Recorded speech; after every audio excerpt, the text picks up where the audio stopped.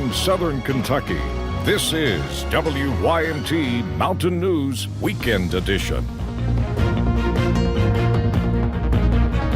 Good evening, I'm Macy Marie. Last week, a Harlan County fire took the lives of 3 people, 2 of those being twin toddlers, found after the fire was put out. Their mother, Allison Howard, later died in the hospital, and now the twins' father, Chad Howard, is fighting for his life. WYMT's Lauren McCourt talked with members of their community who are helping give back to the family in any way they can.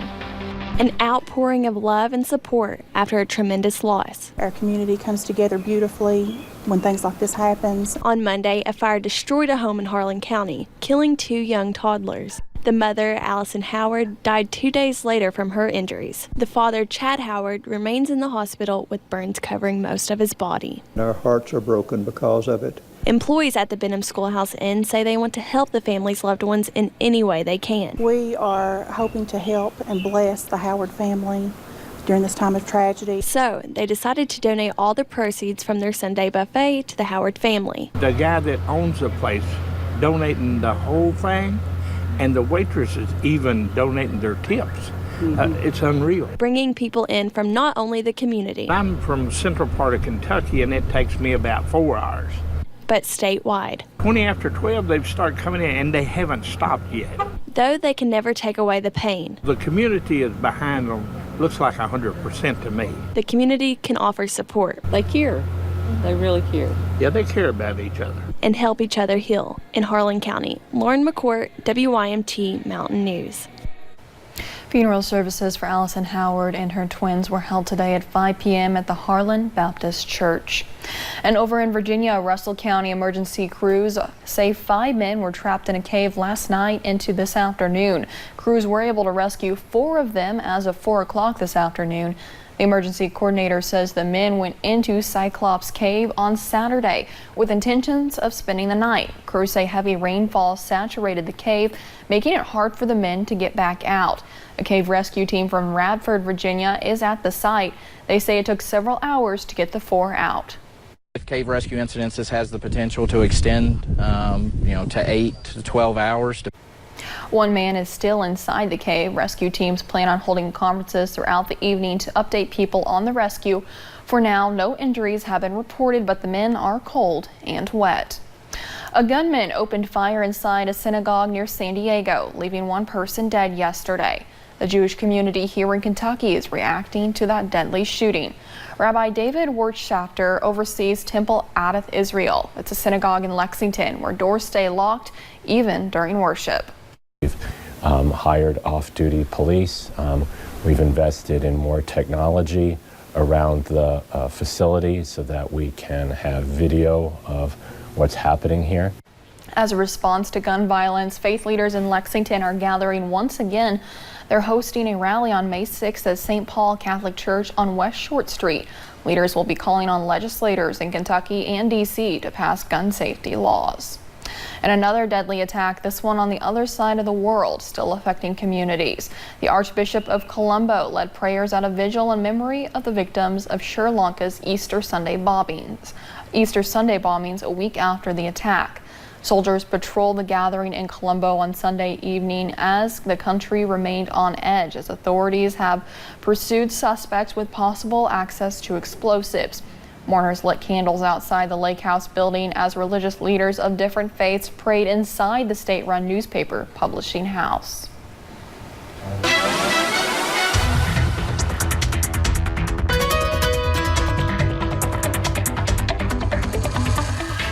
Well, we started out with a few of those clouds earlier today, but we've seen those clear really throughout the afternoon and has made for a beautiful afternoon. You'll notice that here as we take a look at the National Weather Service camera in Jackson.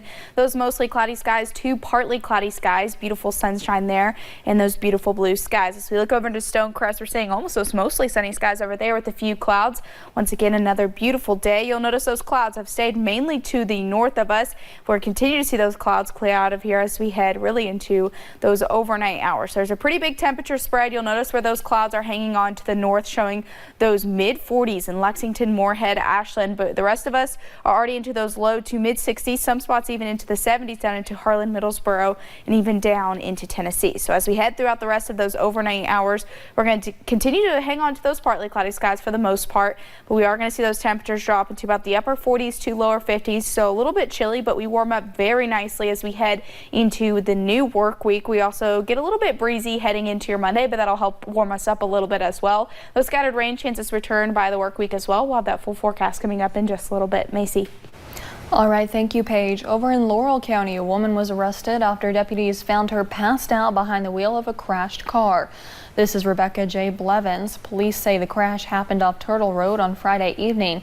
Deputies say Blevins appeared to be extremely under the influence as she cursed and yelled at them. She allegedly struck an officer's hands, knocking the radio from his grasp. Blevins is charged with operating a motor vehicle under the influence, among other charges. A 19-year-old is behind bars after running from police when asked to pay his taxi cab fee. Laurel County deputies arrested Jason Lay early Saturday morning just 10 miles south of London on Robert E. Cox Road. Lay allegedly received a ride to his apartment but never paid the driver before walking inside. When deputies arrived, the driver told police where Lay went. Lay tried to run off. Police followed and soon caught him nearby. He was arrested and charged with fleeing or evading police and resisting arrest. In Tennessee, the Campbell County Sheriff's Office found more than $250,000 along with narcotics inside a home on Friday morning. They served a search warrant at the home of 75-year-old William Thacker.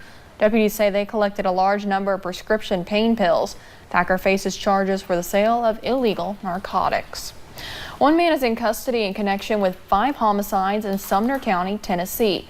The Tennessee Bureau of Investigation began investigating the deaths Saturday evening after local authorities found 4 bodies inside a home. Another body was found in a home nearby. Police say 25-year-old Michael Cummins is in custody in connection with those homicides. Tomorrow morning, we could learn about the next step in the battle between Attorney General Andy Beshear and Governor Mount Bevin. At issue now are attendance records for teachers who called out sick in protest. The Attorney General said he'd sue the governor if he did not withdraw state subpoenas for those records within 10 days. Garrett Weimer has more on the Bevin-Beshear back and forth from Frankfort. Governor Matt Bevin and Attorney General Andy Beshear have already squared off in court on several other issues. But another legal battle is brewing here at the Capitol now that 10-day deadline has come and gone. Could this be another battle starting in a circuit courtroom and ending up in the chamber of the Supreme Court?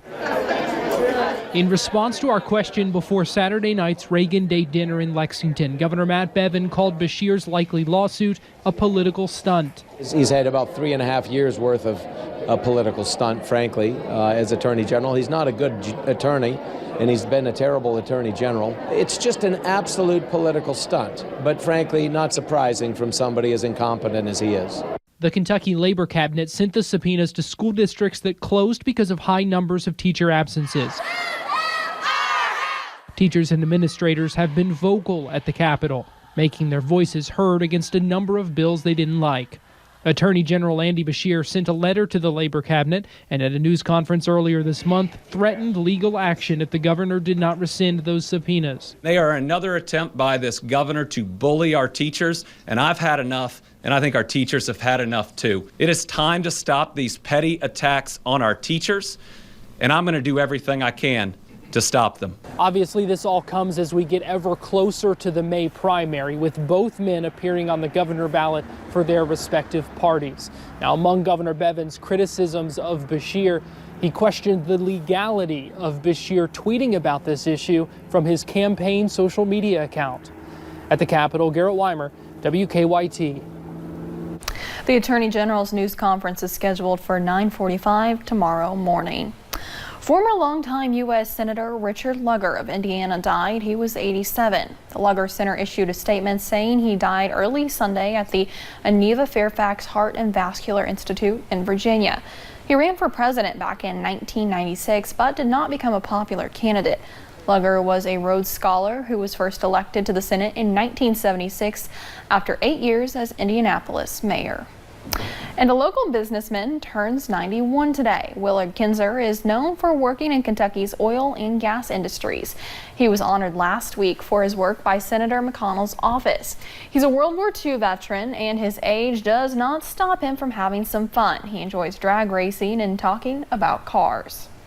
In Louisville yesterday, the Derby Festival Marathon brought out thousands of runners, and one blind runner found some help and friends while there.